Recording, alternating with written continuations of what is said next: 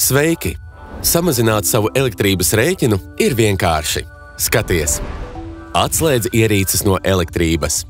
Ir ierīces, kas patērē elektrību nepārtraukti, pat ja tās ir izslēgtas un nedeg neviens indikators. Brīžos, kad neizmanto, piemēram, kafijas automātu vai mikroviļņu krāsni, atvieno šīs ierīces no elektrības. Samazini temperatūru.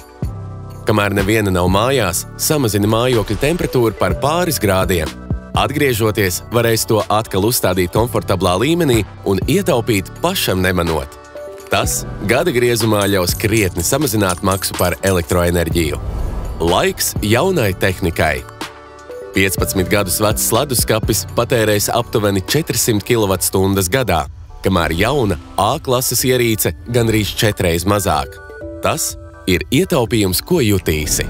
Vairāk padomu elektrības rēķina samazināšanai atradīsi TET.LV slīpsvītra palīdzība, kur meklētājā var ierakstīt sev interesējošo tēmu.